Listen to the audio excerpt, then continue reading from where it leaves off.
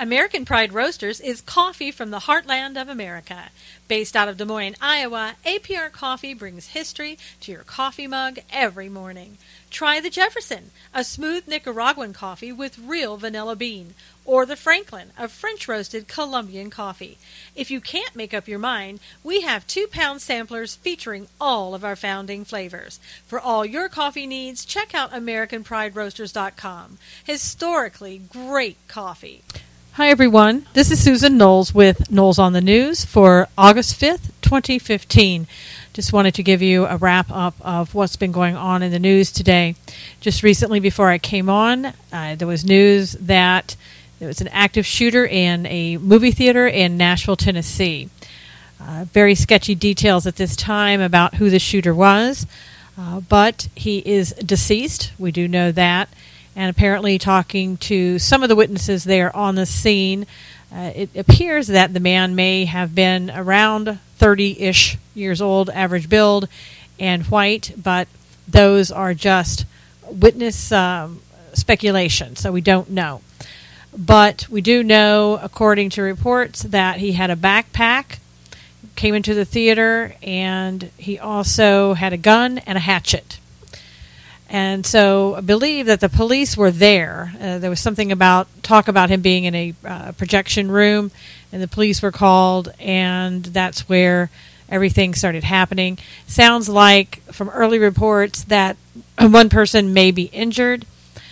And to my knowledge, right now, there is no indication that anybody has been killed. So that's really good news.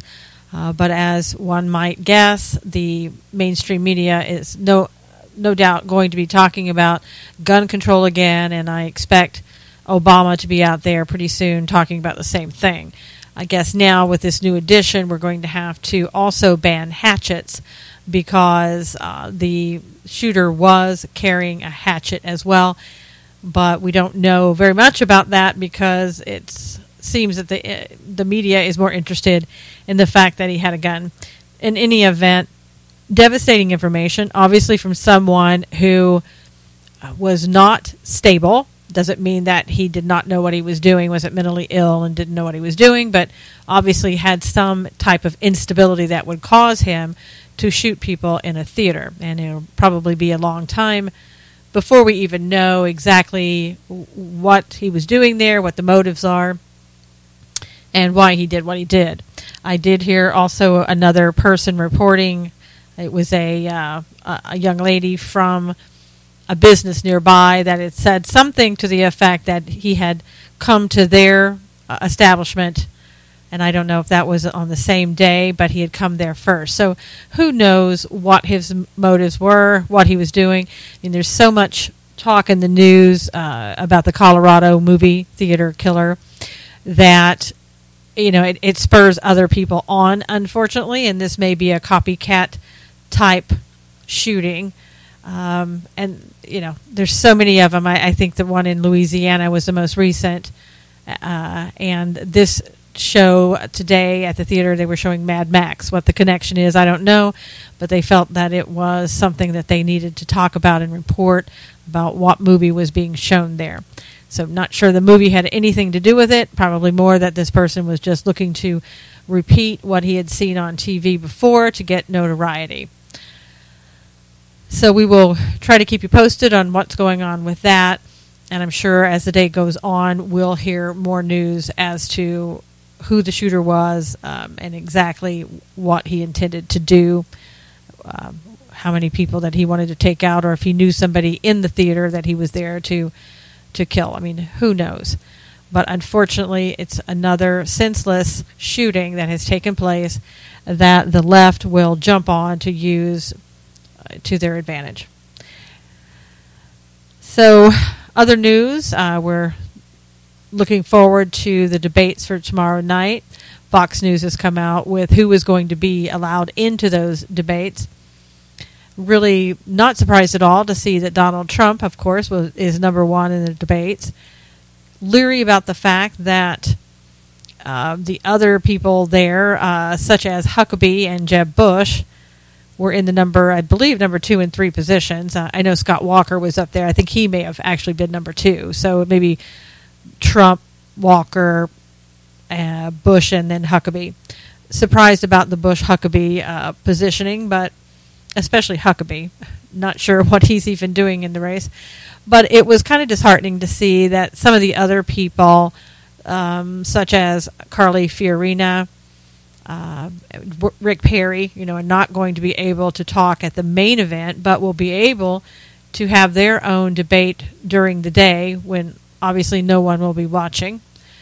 I intend to try to watch it, though, because I think it's very important to hear from those candidates, and I hope other people will take the opportunity to do that as well. No matter what time of day they're on, we're not necessarily looking for a spectacle to occur. We just want to get the honest facts from people so that we know what's going on. We know who might be in the best position to represent this country. As many of you know, I wrote an article a few weeks ago about what's really behind the popularity of Donald Trump, and I still think it's true to this day that people find a release valve in Donald Trump. It's one of those things where he is saying what other people want to say but feel that they can't say. He has become the mouthpiece of America at this point, and he is using that to his advantage. Whether or not anything else about him is true, whether he's really a Democrat whose sole purpose in being here is to help Hillary Clinton win, I'm not sure at this point. I know that in the past he's donated to her. He just also donated to Ted Cruz, and so that doesn't really sway me one way or the other. What does sway me with any candidate is what they have to say, what their position really is, who they are, what's their character like. And I think we didn't get that in the past two elections when we got the same Obama each time. We didn't know very much about him. All we knew was that supposedly he was at Columbia University at one point. He was supposedly here and supposedly there. But other than that, we didn't get any viable information that could be used to vet him, to know who he was as a president, at least the first time around. The second time around, everybody knew exactly who he was, and a lot of people voted for him anyway. I can say that my conscience is clear. I didn't vote for him either time. And I think it's really important to continue to look at the candidates and not just be persuaded by one person or the other, because like let's say in the case of Donald Trump, in the event that he's out there as your mouthpiece, you have to look at that and say, is that enough? Is that enough for his ability to run this country? I don't know if he can or if he can't. I do know that the founding fathers didn't want career politicians running the country. They were looking at common, everyday citizens in order to come in and do the right thing and do the job. Now, I don't know if Donald Trump is that person. A lot of people feel that he's not that person, that he's just a joke, that he's a fake, that he's this and he's that. And typically it's because they like their candidate and don't want to look at anyone else. So I think we need to look at Donald Trump further. We need to look and see what would he do in the Middle East with ISIS. What does he feel should be done in regards to defunding Planned Parenthood? What does he think about Obamacare? And you have to realize, Donald Trump, as much as you may like him, he's not a common everyday citizen. He's a billionaire. He's about as uncommon as they come. So we have to look at that. Now, there are some advantages people have pointed out to having somebody in like Donald Trump. He doesn't need our money.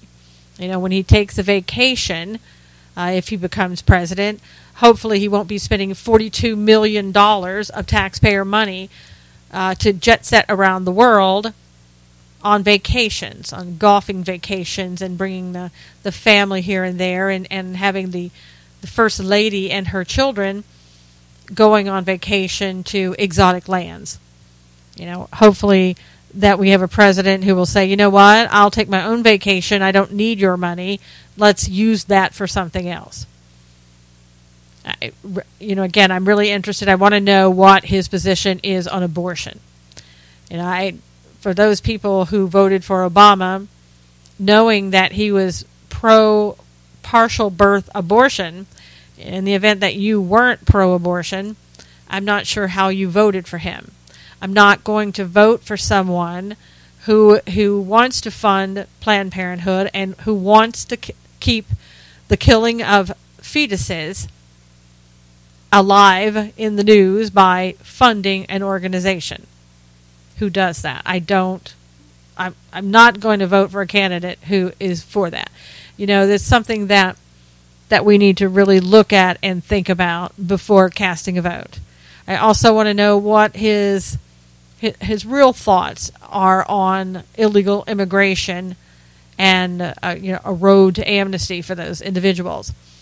I've said all along, and everyone else that I know has said, you can't let people move to the front of the line who are here illegally. Can't continue to give people who are here illegally the road ahead of everyone else. It's like, let's put it on something in a level that most people might understand.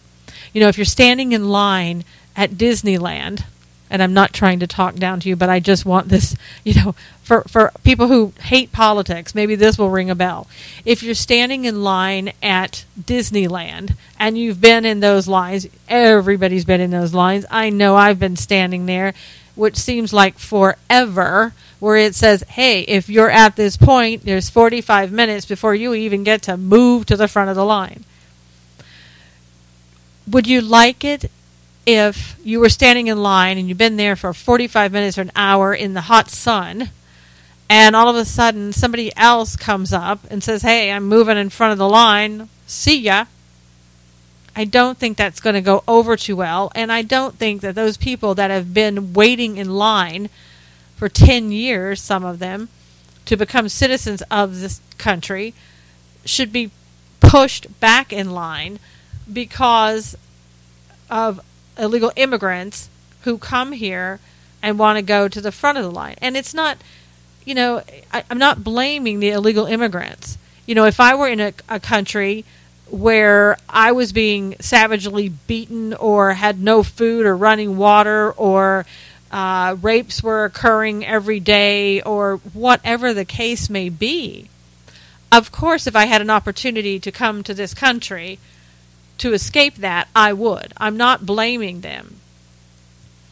And it's not that I wouldn't want those people here altogether. I just want them, when they come here, to be treated like everyone else and wait in line like everyone else and not be moved to the front of the line. But we just can't keep having people coming in,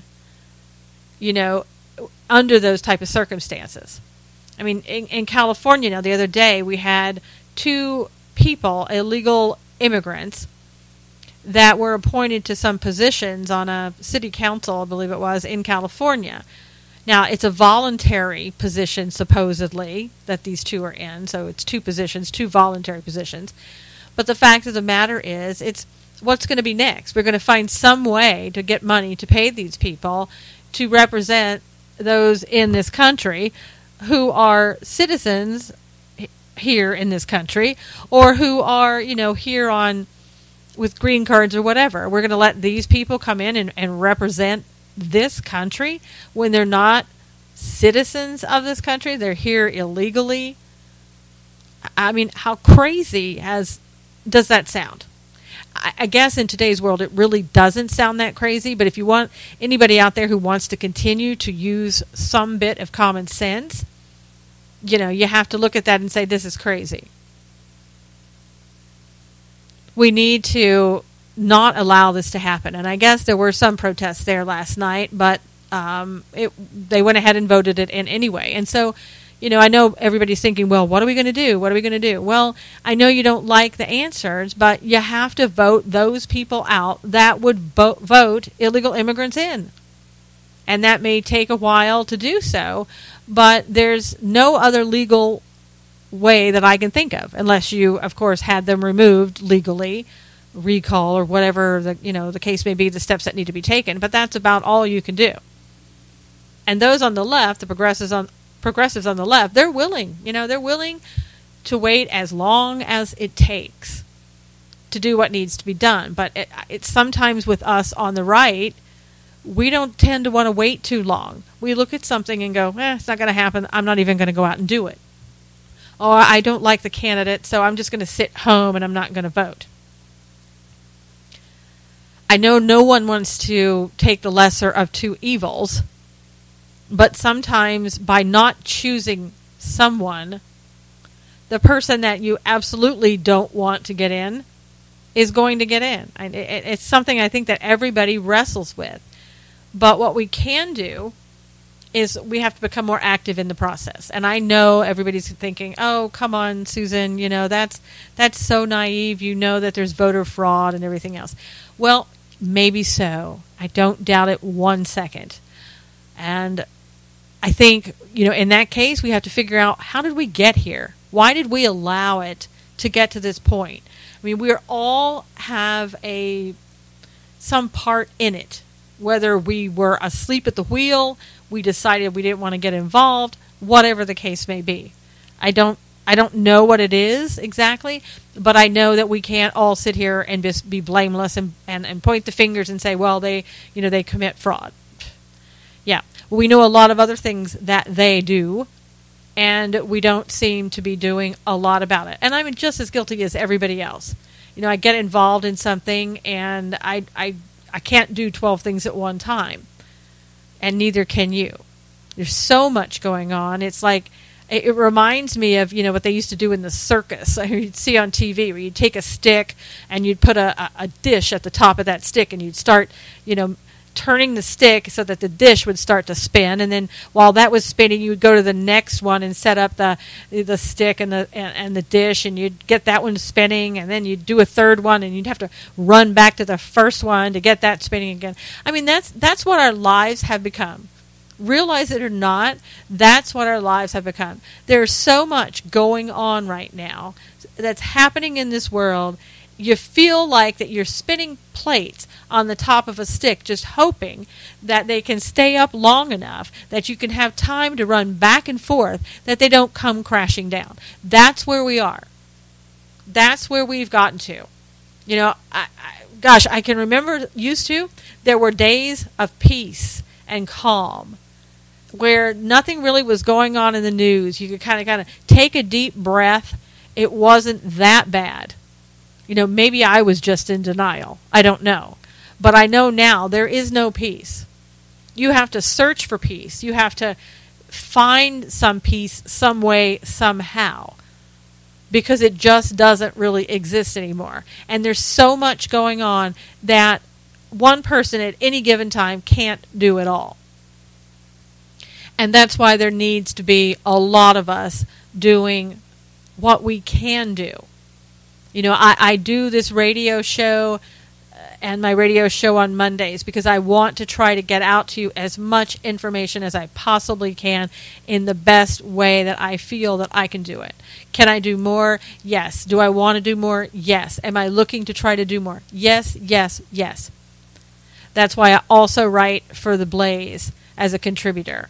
I figure that's the best way to get that information out. Can you do things, similarly? Yes, you can. Can you write articles for your local paper? Yes, you can. Can you show up at city council meetings and stand there and talk? You may get tossed out on your ear, but guess what? You can do it. And this world right now is coming to not so much, can I change everything, but where do you want to be? When you're standing there in your last days and you've crossed over, and, I don't know what you believe in the afterlife, but as a Christian, I believe where we're going is to face our Maker someday. I want God to say to me, good job. I want to at least know that I've tried to do what I'm supposed to do. And so it's no longer about, can I make all of these changes? Can I make everything happen? Will this work? Because I hear people saying, well, what difference does it make? We can't do anything anymore. Nothing works. You know what? It's not about this world. Let's just put bottom line. It's not about this world. It really isn't. It's about doing the right thing. We've lost that in this country for a lot of things. And I know there's such good people out there because I know you. You've talked to me on Facebook. You've talked to me on Twitter. You talk to me by emails. You are great people. But there are some people out there who, it's just not the people that we used to know. And this whole thing is not about doing the right thing for this world. It's about doing the right thing for the next world. And that means doing the best that we can, serving others while we are here. Bottom line. That's my opinion. You can disagree with it. It's fine. But that's my opinion. And we need to do those things that we can do. Let me just go right into Planned Parenthood. I've been writing on this. I've been looking at these things. I've been looking at the legal issues of all that's been going on with the TRO and all that. I don't know how, whether you're pro-life, pro-choice, doesn't matter. I don't know how anyone could look at those videos and not be profoundly and forever changed. I mean, it breaks my heart to know that this has been going on probably for the last 10 years, and I didn't even know that it was like this. I mean, when I look at people sitting casually eating, knowing that babies have been murdered, it makes me physically ill. And when I watch a doctor who's supposed to be compassionate, and the way that we used to know what doctors were supposed to be, what we were taught that doctors were supposed to be, that they cared. When we watch them rooting around in a petri dish and exclaiming with excitement, "Oh, look, it's a boy!"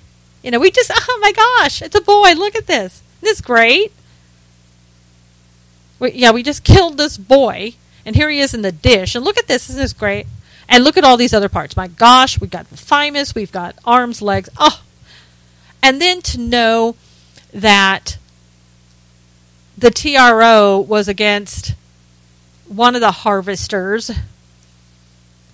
and according to the director of the Center of Medical Progress, I believe is the name of it, Center for Medical Progress. When I find out, according to the leader of that group, that the TRO was going to show whole fetuses, which would imply that the baby was born alive.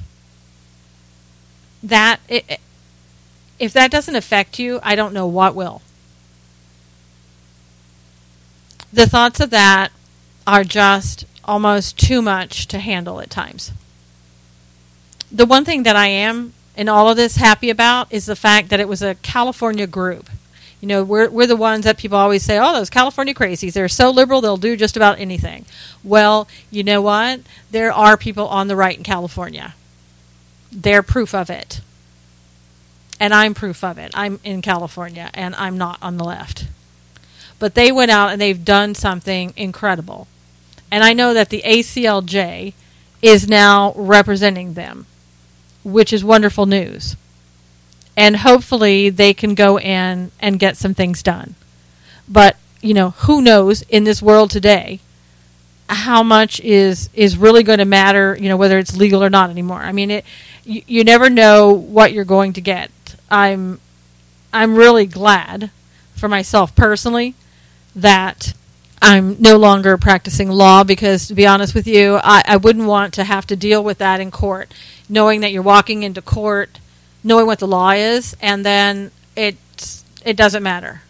I mean, it was a little bit like that, and sometimes when I was practicing, but I can't even imagine how much worse it's gotten now. So I'm glad that I don't have to face that every day. But I do hope that they are successful in getting that TRO rescinded at some point. It's amazing to hear, how much the judges and all of these things, have the look of impropriety, if nothing else. Like this judge was accused of having donated $230,000, I think, to the Obama campaign. that should have been enough for him to say, I'm politically connected here somehow, and I know Obama's for Planned Parenthood, and the government is paying the funding of, Planned Parenthood, so I should recuse myself. But no. No, we'll let him stay in. It'll be great because, if you're on the left, then he's on your side. We have to stop this type of thing. And I'm hoping that the ACLJ, takes this all the way to the bar if they have to, and looking at this judge and seeing if there was any wrongdoing. Not saying there was, but I'm saying every possible avenue needs to be looked at so that we can stop these things. I mean, this is just absolutely crazy. But then, to hear yesterday Josh Earnest say, we really haven't looked at the videos. We know they're shocking, but we really haven't looked at them. And oh, by the way, they're edited. Yeah, they're edited for time's sake, Josh, but they're posted online, the full version of it. Why don't you, instead of carrying the water for this president, go and take a look at the videos? If you still have a soul, perhaps they will have some impact on you. It's one of these things where, well, if we don't look at it, we won't have to have any culpability for anything. So we'll just say, yeah, we know, but we haven't really looked at them. I mean, how many times are we going to say that about videos? Benghazi, gosh, we don't know anything about the videos. We think it's somebody who was just this and that, and we really haven't had a chance, or we learned about it the same way you did, just in the news. When is the last time you ever heard a credible, respectable president ever say that? Ever. I mean, we've got to expect more from people. And you know what? People in the media who won't report things because they're in bed already with whatever candidate or whatever president, they need to go. There are plenty of people out there who would be willing to go in and tell the news, report the facts, give it to the American public straight. I'm not a reporter. I'm an opinion person. I'll give you my opinions. I don't have to go and just strictly report the facts. But you know what? Maybe that's what we need to get back to. Just reporters who are going to go in there and say, went in there and I asked the question. This is the answer I got. Here's what I saw. Here's what I heard. And then, you know what? Just leave it to somebody else to write the opinion piece about what was really said and what they really think went down. We need that again. Journalism, the way that we used to know journalism, maybe it was a lie then, but it's certainly, most of it, it's a lie now. And again, there are good people out there in journalism and reporting and giving their opinions and all that, but there's not enough of them. In some ways, again, this is what makes Donald Trump so attractive to people, because he doesn't need your money. He can't be bought, or so he would have you think. I mean, and that brings up, do you really trust anyone in politics anymore? I mean, really trust anybody? I think there was a time people used to really trust. But you can't put your trust in any man or any woman. You're always going to be disappointed. People are human beings, and it may be unintentionally that they do something wrong or violate your trust, but it's going to happen. It's inevitable. Nobody's perfect. So we have to get out of this mindset, and I think for most of us, we already are, but we have to get out of this mindset of, oh, well, they said it, it must be true. Would I like to believe that everything Donald Trump is saying is true? Oh, gosh, yes. Wouldn't that be great? But I don't. Am I going to look into what he's had to say and what he's wanting me to believe? Absolutely. Am I going to do that with the other candidates as well? Absolutely. Because I'll tell you what, we've seen too many times where a candidate says, oh, this is who I am, this is what I believe, this is what I'm going to do for you. And 2 days later, they're doing something else. I mean, you want great examples of that. We know the Democrats are going to do that, but look at the GOP. We're gonna go in there and we're gonna take out Obamacare. We're gonna defund Planned Parenthood. Oh gosh. I mean, the list is endless. Show me the results. I've seen them. I've seen the John Boehner cry fest. I've seen Mitch McConnell in his backroom deals. We've all seen that in the news. I haven't seen it personally, but I wasn't there at the time, I should say. But we've all seen it in the news. So you can't believe that somebody says, I'm going to do this, and they go in there and actually do it. We've been disappointed over and over again. Should that discourage you? No. That should just mean that we need to do a better job in finding out who these people are, and if they're not who they say they are, raise your voice.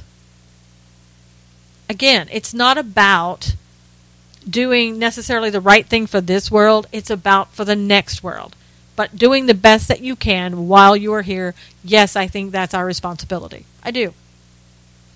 For however long that is, it's our responsibility to try to make sure that we do everything right. And you know what? That's how, a long time ago, that's how people were raised. I don't know how they're raised anymore because I'm not seeing that a lot in most people. I think a lot of times people are totally brainwashed because they are taught by liberals for the most part.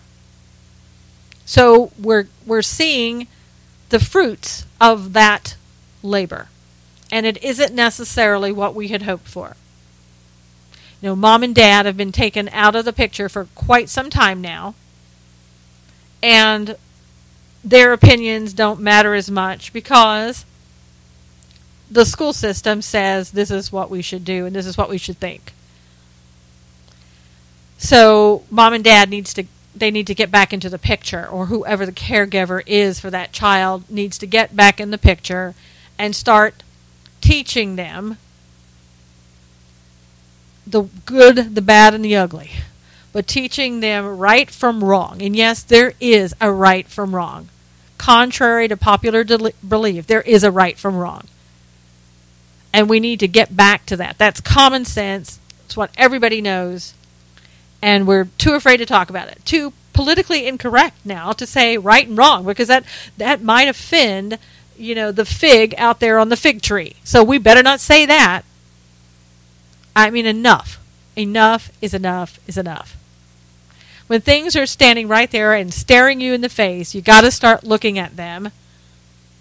I mean, unless you want to just totally put your head in the sand and keep it there. You can't make a difference. You can't do the right thing. You can't serve others by running away from it. You have to look at it. Over the weekend, I was up late. I was doing some things. I've been writing a script on some things, and I was working really late. And I just wanted to go to bed. It was like 11:30 at night. I was so tired. And I had been hearing bits and pieces about what was happening in Baltimore. And hearing about the police commissioner being fired. Now, here's the fall guy. Let's get the police commissioner, because he obviously can't do his job. I don't know why the police commissioner wasn't allowed to have space to destroy. Everybody else was. Why can't we allow the police commissioner to have some time to, get his stuff together in the event that he's doing something that shouldn't be done? He's the one that we can put all the blame on for all the homicides and the increased homicides within Baltimore. Really? Really? Anyway, I wanted to just go to bed. But it dawned on me. Oh my God. What I was watching was not simply a police officer or police commissioner being fired. Now again, I'm an opinion piece writer. I'm not a reporter. I look at the facts and I draw conclusions that are my opinion from something that I've read. And even though it was 11:30 at night, I sat down and I just had to write this article. And it's up on the Blaze in the contribution section. It came out yesterday. And it's called Phase 2 of Obama's plan to federalize the police force just happened in Baltimore. While we were busy wondering about what kind of dentist would kill Cecil the lion, and you know what? I am sickened by the fact that Cecil the lion was killed. I really am. I am an animal lover through and through.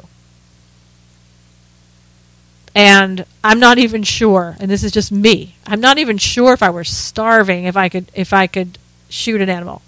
You know, but I've never been there, and I don't fault people who have to, you know, shoot and eat animals or kill animals to eat. I don't fault them for it.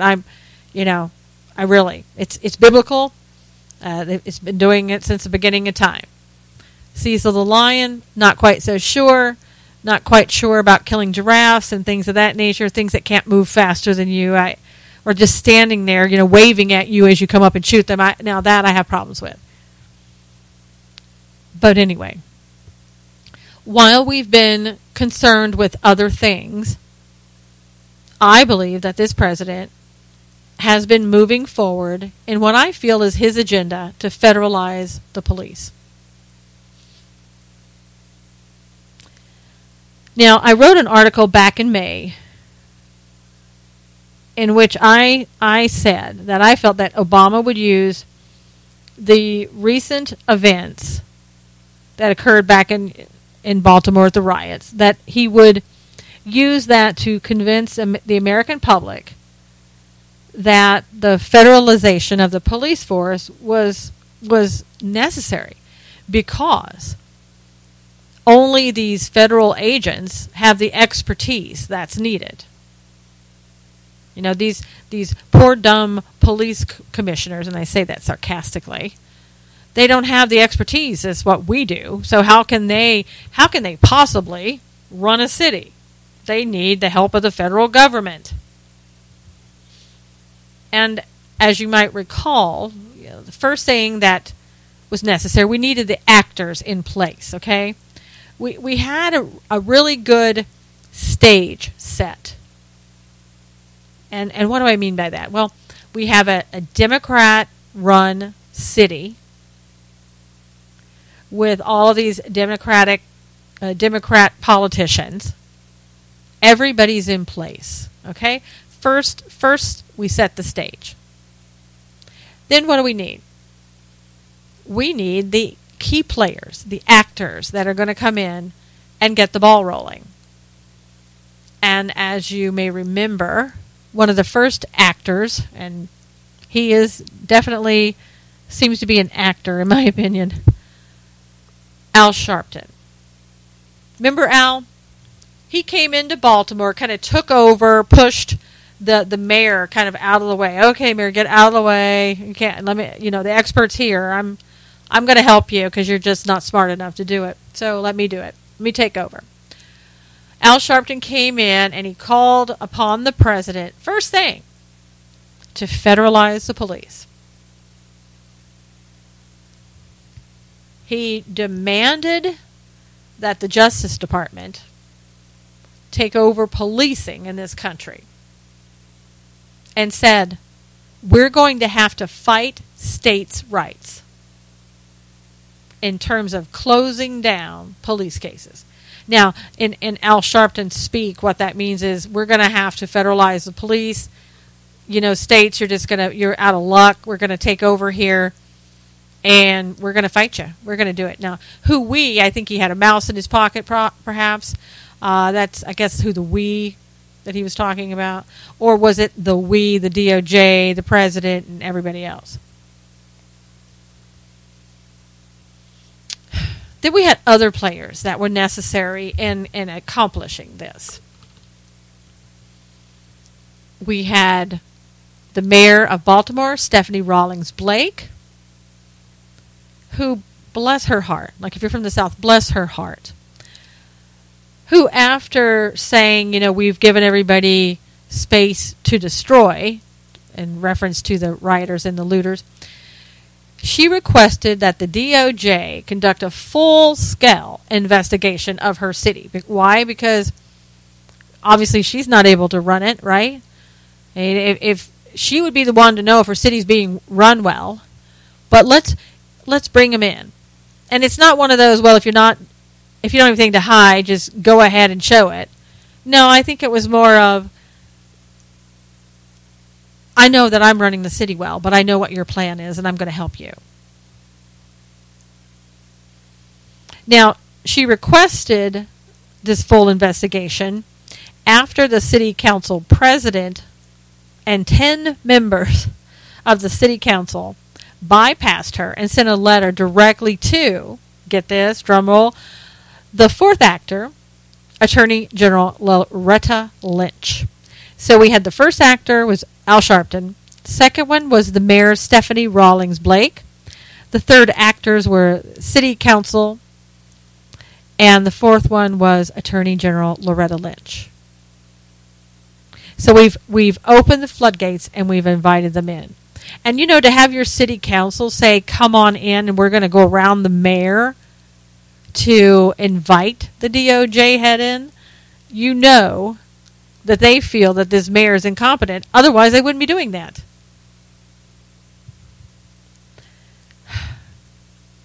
And this is something that Eric Holder, the former Attorney General, tried to do. He attempted the same federal takeover of the police force earlier, back during Ferguson.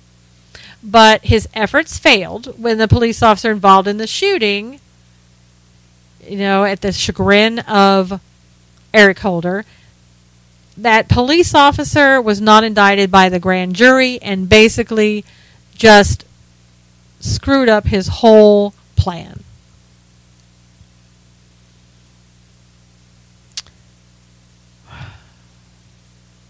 And according to Lynch, she's going to, basically when she was coming in, she was going to get a stronger, better Baltimore. How do you get a stronger, better Baltimore? Let me tell you how you do it. You get the feds in there because obviously, if you're inviting the feds in, you're not strong enough to have a good Baltimore, to have a good city. So you need somebody else to do it. And then we have another actor who came in. You remember her? Baltimore City State's Attorney Marilyn Mosby. Remember she said we want to appease the writer. Let me take that back. She wanted it looked like that she was appeasing the rioters by overcharging the police officers involved. Now that's what that some in the news have criticized her about. That she just she threw everything and the kitchen sink at these people. And you remember sort of the grandstanding that she did, saying, we're doing this for you. I don't know. I thought she was doing it for the people, but apparently it was a few select people that she was doing it for.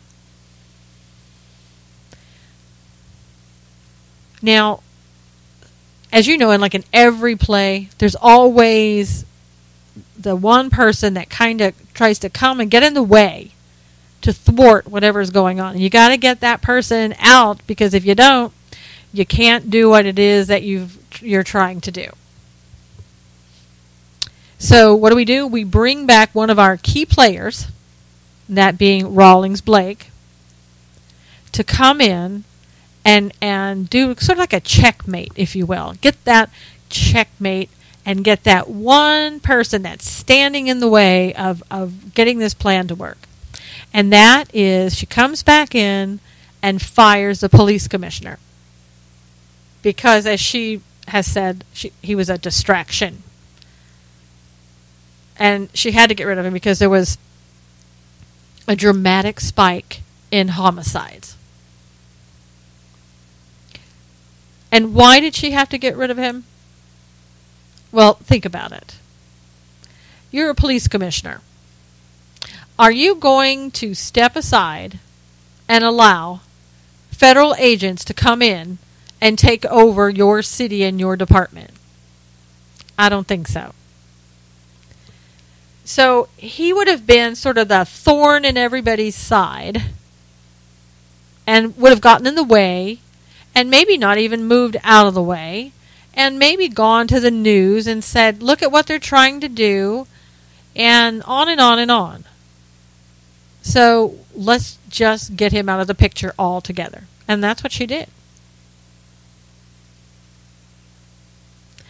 And so with him out of the way, she was free, this is Rawlings Blake, was free for the second time to call in the cavalry.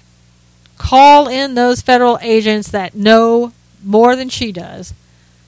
Call in those federal agents as part of the plan to show everyone, look at what we've done and how great we are and how great we've been in Baltimore and all the progress that we've done. This is why we need to federalize the police. You know, cities just aren't able to do the job that we can do. And once we start in Baltimore, there's no limits to where we can go to prove that we should be doing this. And they didn't just send one or two people. They pulled out all the stops. And you had 10 federal agents, get this, from the FBI, the Bureau of Alcohol, Tobacco, and Firearms and Explosives, the U.S. Drug Enforcement Administration, U.S. Secret Service, and the U.S. Marshals Service. And we're told that these people are going to embed with the police department's homicide unit for the next 60 days. Wow, how much is that costing? How much of the taxpayer dollars is that costing? Because why? We have an inept city that can't run itself without the help of the federal government? Really? There was nobody in the state of Maryland that could have come in to help out if the city needed it? We needed the federal government, huh? And not only, are they just coming in, but no. They're going to embed with the police department. They're going to become like one, It's kind of like when they had the reporters that were embedded with those going into Iraq that time, Geraldo embedded. And you saw how well that worked out, right? Geraldo's practically telling the enemy where they're going to be. Yeah, come on by for lunch. We're going to be here at 1 o'clock. We'll be waiting for you. Now, these agents, these 10 agents from the government, with all of their specialty, joined the 20 ATF agents who were already there. That's 30 people. 30 people. To me, it's starting to sound like a Michelle Obama vacation with a very costly price tag on it. And they, it's so cute. They formed a little joint task force, and they even named it Be Fed. Isn't that cute? I mean, seriously. You can't just come in and do your job. You've got to come up with a cute little name so you can say, yes, I'm part of Be Fed. The government really likes all of these acronyms, right? So nobody knows what that means because nobody said what it means, but they seem to know. I'm guessing that it means Baltimore Fed or, something like that, but you can't find exactly what it means anywhere, but it would stand to reason. But again, it's a show of superiority coming in to help this poor city And I don't mean poor in terms of economics. I mean poor cities, poor people. They just can't help themselves. They've got a big bad police commissioner, and he didn't do a good job, so we got rid of him. And now we got to help out Ms. Rawlings Blake, because you know what? She's so good. She invited us in. You know, she's a good egg, and she's going to help us in our mission. And gosh, a senator, a Democratic senator, of course, Barbara Mikulski, said, "We will do all in our power to make sure the resources are here to make this endeavor a success." And I guarantee you they will, no matter how much money it takes. And then we have Elijah Cummings, also a Democrat that everybody knows who he is. If you don't, just Google some videos. If you want to have something to do, or you're just wanting to laugh and have a good time, Google him. He says, "I said it before and I'll say it again. The police need the community, and the community needs the police." The only people who are doing pretty good, not pretty well, but pretty good, because he doesn't have to use proper English grammar when he's talking, because he's a Democratic senator or representative, so he can say it any way he wants. But anyway, the only people who are doing pretty good now are the morticians. Well, Mr. Cummings, perhaps you should go back and look at some of the video and some of the news conferences and decide who helped some of this along, perhaps. Was it the mayor who didn't allow the police force to defend themselves on the first night of the riots when people were throwing bricks at them and backing them up down the street, made them look like total idiots? Was it that? Or oh, wait. Can she blame that on the police commissioner too? I thought as police commissioner, I can't see the commissioner saying, "All right, guys, you're going to go out there. It's going to be riots, looting, whatever. So here's what I want you to do. I just want you to back up and start running. Don't pull your weapons. No, don't do that, because that's politically incorrect. We can't do that.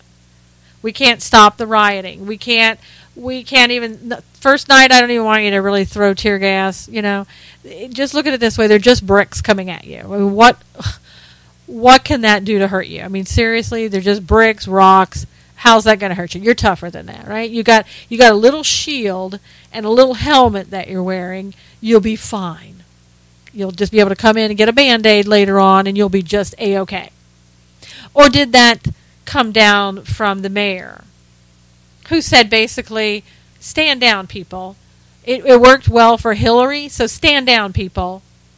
We want you to just do nothing. Amazing. So to Mr. Cummings, I say, you know what? You're wrong. It's not the morticians who are the ones who are doing pretty good, in his words, good now. I say score another round for his party's hand in paving the path towards federalization of the police force on a national level. That's what we're witnessing. And seriously, I would expect to see more cities handing over their reins in the future to the expertise of the federal agents. There's always been this thing, and we've seen it, in movies, if not in real life, where something happens, the federal government, rushes in, the agents, the FBI come in, and they take over. I got it now, young man. I'm here. We're here to save you. You move on back out of the way. You're not trained like we are. That's been happening forever. This is different.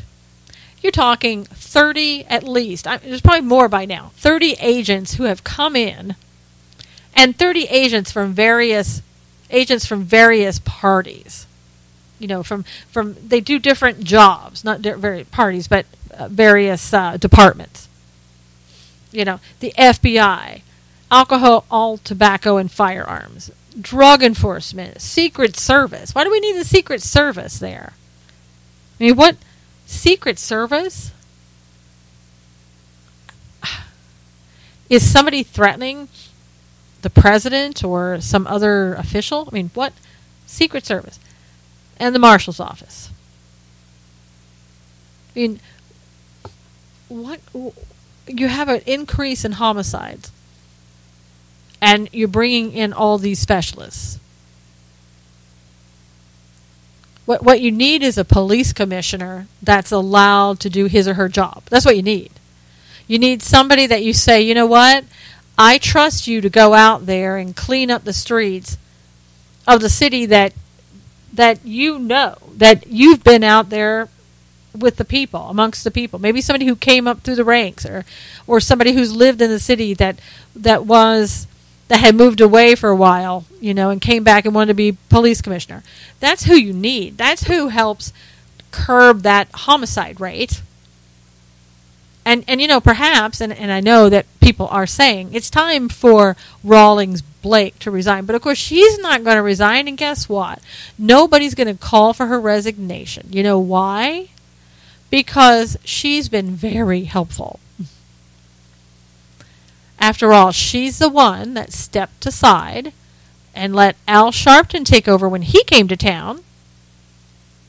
And then she went along with saying, yeah, you know what? Let's call in the DOJ because, man, this place is so messed up that we need somebody who's going to come in here and just do what they need to do. And then to call them back in another time after you've fired your police commissioner. My gosh, she's a valuable, valuable woman to the cause. And the cause is the federalization of the police force on a national level. Now, you may disagree, and that's okay. If you think this is just all about Baltimore, more power to you. Hopefully you're right. I hope and pray that you're right. But I've seen an administration that is out of control. We've all seen it. That you give them an inch, they take a mile. They're trying to federalize everything. Why not the police force? You know what's going on. Al Sharpton let it all out of the bag in the very beginning. They're probably thinking, gosh, why did we ever ask Al to go in there in the first place? We should have gotten somebody else. But maybe nobody else was available. And, if they're just merely helping out old Baltimore there, that's great. But can you imagine, as I said before, how much money is being spent for that endeavor? 60 days, 30 people.